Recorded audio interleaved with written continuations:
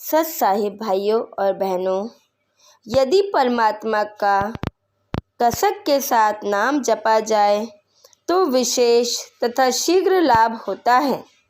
जैसे कहीं संत सत्संग करता है तो उसे विशेष तड़प के साथ परमात्मा की महिमा सुनानी चाहिए। उसका श्रोताओं पर गहरा प्रभाव पड़ता है। श्रोताओं को भी उसी तड़प से सत्संग सुनना चाहिए। उससे वक्ता तथा श्रोता दोनों को ज्ञान यज्ञ का समान लाभ मिलता है।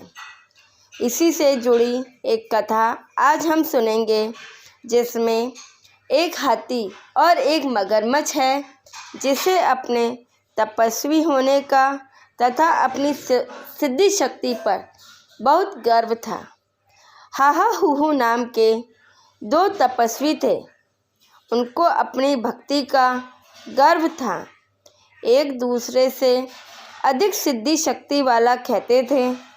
अपनी अपनी शक्ति के विषय में जानने के लिए ब्रह्मा जी के पास गए। ब्रह्मा जी से पूछा कि हमारे में से अधिक सिद्धि शक्ति वाला कौन है।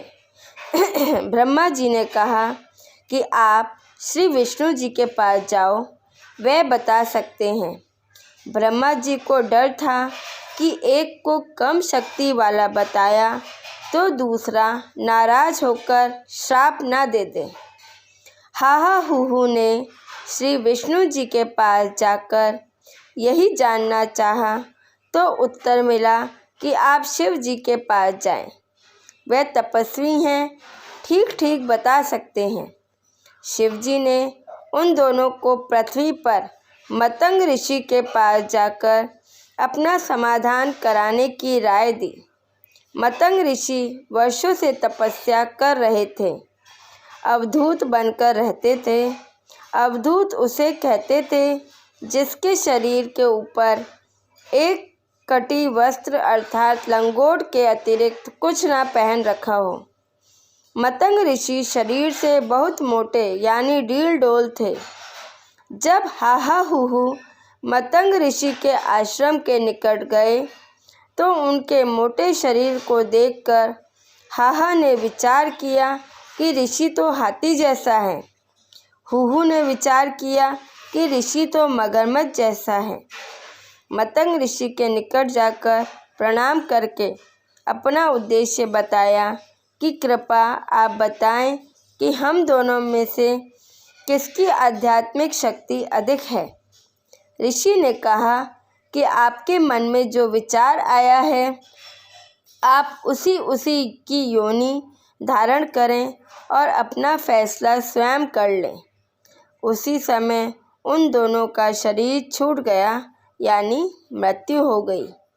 हाहा को हाथी का जन्म मिला तथा हूहू को मगरमच्छ का जन्म मिला। जब दोनों जवान हो गए तो एक दिन हाथी दरिया पर पानी पीने गया तो उसका पैर मगरमच्छ ने पकड़ लिया। सारा दिन खींचातानी बनी रही। कभी हाथी मगरमच्छ को पानी से कुछ बाहर ले आता, कभी मगरमच्छ हाथी को पानी में खींच ले जाता। शाम को मगरमच्छ पैर छोड़ देता। अगले दिन हाथी उसी स्थान पर जाकर अपना पैर मगरमच्छ को पकड़ाकर शक्ति परीक्षण करता। पुराणों में लिखा है कि यह गजग्रह का युद्ध 10,000 वर्ष तक चलता रहा। आसपास के वन में हाथी का आहार समाप्त हो गया। साथी हाथी दूर से आहार लाकर खिलाते थे। कुछ दिन बाद वह हाथी भी साथ छोड़ गए। हाथी बलहीन हो गया। एक दिन मगरमच्छ ने हाथी को जल में गहरा खींच लिया। हाथी की सूंड का केवल नाक पानी से बाहर बचा था। हाथी को अपनी मौत दिखाई दी तो मृत्यु भय से परमात्मा को पुकारा। केवल इतना समय बचा था कि हाथी की आत्मा ने र कह के यानी आधा राम ही कहा। केवल र ही बोल पाई। उसी क्षण परमात्मा ने सुदर्शन चक्र मगरमच्छ के सिर में मारा। मगरमच्छ का मुख खुल गया। हाथी बाहर पटरी पर खड़ा हो गया। परमात्मा प्रकट हुए। हाथी से कहा कि तुम स्वर्ग चलो। तुमने मुझे सच्चे मन से याद किया है, मेरा नाम बड़ी तड़प से लिया है। मगरमच्छ ने कहा कि हे प्रभु, जिस तड़प से इसने आपका नाम जपा है, मैंने उसको उसी तड़प से सुना है, परंतु हार जीत का मामला था, इसलिए मैं छोड़ नहीं पा रहा था। आप तो अंतर्यामी हैं, मन की बात भी जानते हो, मेरा भी कल्याण करो। प्रभु ने दोनों को स्वर्ग भेजा। फिर से जन्म हुआ, फिर अपनी साधना शुरू की। आज की इस कथा से निष्कर्ष निकलने योग्य बातें हैं, जैसे प्रथम है, यदि परमात्मा का उस कसक के साथ नाम जपा जाए तो विशेष तथा शीघ्र लाभ होता है। जैसे हाथी ने मौत के भय से नाम उच्चारा था, केवल र ही बोल पाया था, फिर डूब जाना था। इसको संतों ने ररंकार धुन अर्थात लगन कहा है। कई संतजन दीक्षा मंत्रों में ररंकार नाम जाप करने को देते हैं, वह उचित नहीं है। जैसे कहीं संत सत्संग करता है तो उसे विशेष तरफ के साथ परमात्मा की महिमा सुनानी चाहिए, उसका श्रोताओं पर गहरा प्रभाव पड़ता है। श्रोताओं को भी उसी तड़प के साथ सत्संग सुनना चाहिए, उससे वक्ता तथा श्रोता दोनों को ज्ञान यज्ञ का समान लाभ मिलता है। घोर तप करने वाले मोक्ष प्राप्त नहीं कर सकते, क्योंकि तप करना शास्त्र विरुद्ध है।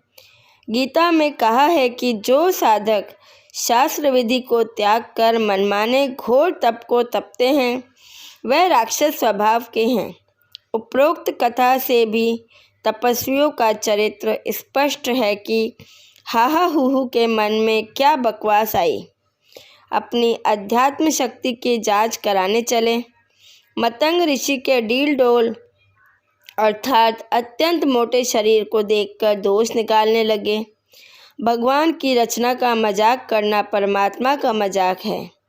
मतंग तपस्वी ने भी विवेक से काम न लेकर स्वभाव ही बरता, दोनों को श्राप दे दिया, जिस कारण से वह पशु तथा जलचर योनि को प्राप्त हुए। 10,000 वर्ष तक संघर्ष करते रहे, कितने कष्ट उठाए। यदि मतंग ऋषि उनको समझाते कि साधकों, शक्ति तो परमात्मा में है, शेष हम तो उसके मजदूर हैं। जितनी मजदूरी करते हैं उतनी दिहाड़ी यानी भक्ति शक्ति या सिद्धि दे देते हैं। साधकों को अपनी शक्ति का अभिमान नहीं करना चाहिए, अपनी साधना आजीवन करनी चाहिए। इस प्रकार समझाने से वह भक्त अवश्य अपना मूर्ख उद्देश्य त्याग कर कष्ट से बच जाते, परंतु यह बुद्धि ना गुरु में ना चेलों में, फिर तो यही ड्रामा चलेगा। तपस्या से क्या लाभ होता है, आओ जाने। गरीब तप से राज मध्यमानम, जन्म तीसरे सुकर स्वानम। अर्थात तप से राज्य की प्राप्ति होती है, यानी राजा बनता है। राजा में अहंकार अधिक होता है, अहंकार के कारण अनेकों पाप कर डालता है। फिर अगले जन्म में सुअर तथा कुत्ता बनता है। पहला मनुष्य जीवन शास्त्र विरुद्ध साधना करके नष्ट किया, दूसरा जीवन राज करके खो दिया। शास्त्रों में प्रमाण है, तपेश्वरी सो राजेश्वरी, राजेश्वरी सो नरकेश्वरी। अर्थात जितना अधिक समय तक तप करेंगे वह तपेश्वर यानी तपस्वियों में श्रेष्ठ माना जाता है, उतना ही अधिक समय तक राज्य करेगा। राजेश्वरी का अर्थ है राजाओं में श्रेष्ठ, यानी लंबे समय तक तथा विशाल साम्राज्य पर राज्य करेगा। जो जितने अधिक समय तक तथा विशाल क्षेत्र पर राज्य करेगा वह उतने ही अधिक पाप का भागी होगा, जिससे नरक का समय भी अधिक होगा। उसको नरकेश्वरी कहा है। कि वह नरक को अन्य से अधिक समय तक भोगेगा। फिर कभी मानव जन्म मिलेगा, कोई परम संत अर्थात तत्वदर्शी संत मिले या ना मिले। यदि तत्वदर्शी संत नहीं मिला तो फिर वही प्रक्रिया, तप करो, राज करके नरक में गिरो। गरीब ये अरहट का कुआ लोई, यो गल बंध्या है सब कोई। कीड़ी कुंजर और अवतारा, हर हट डोर बंधे कई बारा। पुराने समय में सिंचाई के लिए एक कुआं खोदा जाता था। उससे पानी निकालने के लिए एक पहिए जैसा बड़ा चक्र लोहे का बनाया जाता था, जो लकड़ी के सहारे कुएं के ऊपर मध्य में रखा जाता था। उसके ऊपर लंबी चैन की तरह बाल्टियां लगाई जाती थी। कुएं से कुछ दूरी पर कोल्हू जैसा यंत्र लगाकर बैलों के द्वारा चलाया जाता था। बाल्टियां जो चैन पर लगी होती थी, वह बैल द्वारा घुमाने से खाली नीचे कुएं में चली जाती थी। पानी से भरकर ऊपर आती थी, ऊपर एक नाले में खाली होकर फिर नीचे कुएं में भरने के लिए जाती थी। यह क्रम सारा दिन और महीनों चलता रहता था। इसका उदाहरण देकर संत गरीबदास जी ने समझाया है कि जब तक तत्वदर्शी संत नहीं मिलता, तब तक जीव स्वर्ग नरक पृथ्वी पर ऐसे चक्र काटता रहता है, जैसे रहट की बाल्टियां नीचे कुएं से जल भरकर लाती हैं, ऊपर नाले में खाली होकर पुनः कुएं में चली जाती हैं। उसी प्रकार जीव पृथ्वी पर पाप पुण्य से भरकर ऊपर स्वर्ग नरक में अपने कर्म सुख दुख भोगकर खाली होकर पृथ्वी पर जन्मता मरता रहता है। इस जन्म मरण के अरहट वाले चक्र में चींटी, हाथी और अवतारणगर यानी श्री राम, श्री कृष्ण, श्री विष्णु, श्री ब्रह्मा तथा श्री शिव जी आदि भी चक्कर काट रहे हैं। इसी के गल बंधे हैं, यानी कर्मों के रस्से से बंधकर इस चक्र में गिरे हैं। जो सिद्ध करना था वह यह है कि पाली अर्थात चरवाहा तो मनुष्य था, उसको परमात्मा मिलना और सुख देना पूर्व जन्म के संस्कार से ही था तथा सच्ची लगन का परिणाम भी, परंतु मोक्ष नहीं। इस गज और ग्राह कथा में दोनों ही पशु थे, फिर भी भगवान ने अनहोनी कर दी, परंतु पूर्व जन्म का संस्कार ही प्राप्त हुआ।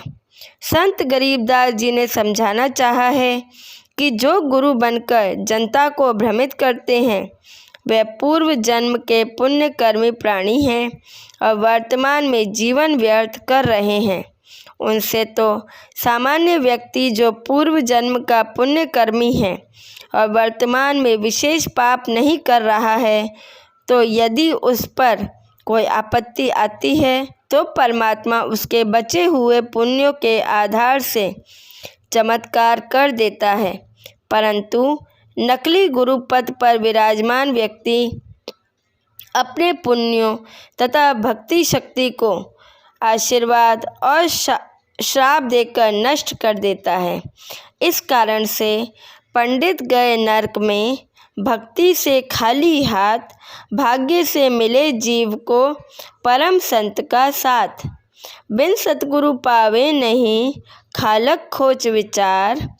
84 जग जात है, चिन्हत नाही सार। अर्थात नकली गुरु यानी ब्राह्मण नरक में जाते हैं। भक्ति कर्म शास्त्र के विरुद्ध होने से भक्ति की शक्ति प्राप्त न करके खाली हाथ चले गए। पूर्व जन्म में शुभ कर्मों के संयोग बिना परम संत यानी तत्वदर्शी संत नहीं मिलता और सतगुरु के बिना परमात्मा का विचार यानी यथार्थ ज्ञान नहीं मिलता, जिस कारण से संसार के व्यक्ति 84 लाख प्रकार के प्राणियों के शरीरों को प्राप्त करते हैं, क्योंकि वे सार नाम मूल ज्ञान को नहीं पहचानते। परमात्मा में पूर्ण विश्वास करके क्रिया करने से लाभ होता है औपचारिकता से नहीं। इसी प्रकार द्रौपदी पूर्व जन्म में परमात्मा की परम भक्त थी। फिर वर्तमान जन्म में एक अंधे साधु को साड़ी फाड़कर लंगोट के लिए कपड़ा दिया था। अंधे साधु के वेश में स्वयं कबीर परमेश्वर ही लीला कर रहे थे, जिस कारण से जिस समय दुशासन ने द्रौपदी को सभा में नंगा करने की कोशिश की, तो द्रौपदी ने देखा कि ना तो मेरे पांचों पति जो भीम जैसे महाबली थे सहायता ना कर रहे हैं, ना भीष्म पिता, द्रोणाचार्य तथा दानी कर्ण ही सहायता कर रहे हैं। सब के सब किसी न किसी बंधन के कारण विवश हैं। तब निर्बंध परमात्मा को अपनी रक्षार्थ हृदय से हाथी की तरह तड़प कर पुकार की। उसी समय परमेश्वर जी ने द्रौपदी का चीर अनंत कर दिया। दुशासन जैसा योद्धा, जिसमें 10,000 हाथियों की शक्ति थी, थक कर चूर हो गया। चीर का ढेर लग गया, परंतु द्रौपदी निवस्त्र नहीं हुई। परमात्मा ने द्रौपदी की लाज रखी। पांडवों के गुरु श्री कृष्ण जी थे, जिस कारण से उनका नाम चीर बढ़ाने की लीला में जुड़ा है।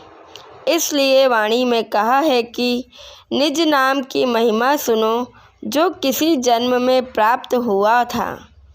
जब परमेश्वर सद्गुरु रूप में उस द्रौपदी वाली आत्मा को मिले थे, उनको वास्तविक मंत्र जाप करने को दिया था। उसकी भक्ति की शक्ति शेष थी, उस कारण द्रौपदी की इज्जत रही थी। कबीर कमाई आपनी कबहु न निष्फल जाए, 7 समुद्र आड़े पड़ो मिले अगाऊ आए।